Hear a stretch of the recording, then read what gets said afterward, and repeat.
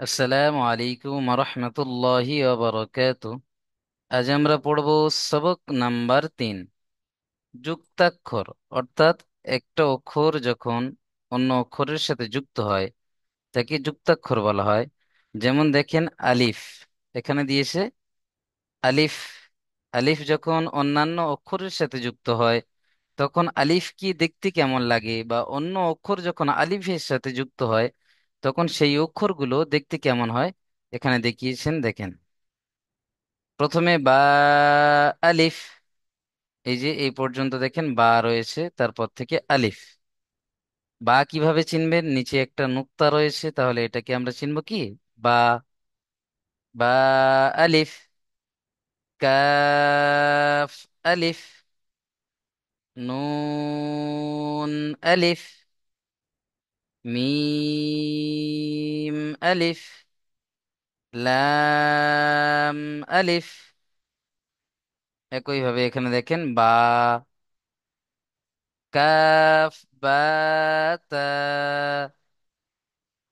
বা, নুন, বা, দাল, সিন, ইয়া, বা, বা, জিম, জিম, জিম, লাম, লাম, জিম, ফা, জিম, খ,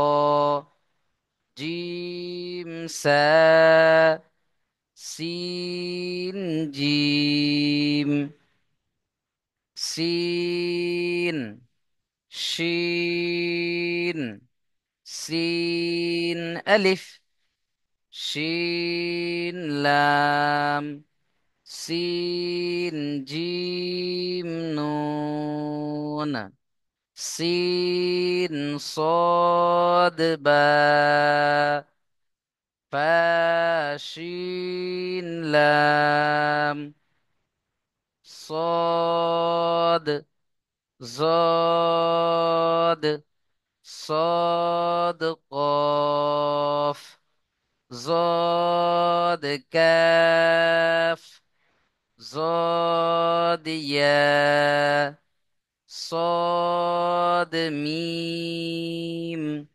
লাম, صاد، তা।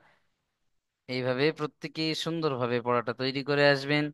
ভালো থাকবেন, সুস্থ থাকবেন, দারুল আমাল একাডেমির পাশে থাকবেন। আসসালামু আলাইকুম ওয়া রাহমাতুল্লাহি ওয়া বারাকাতুহু।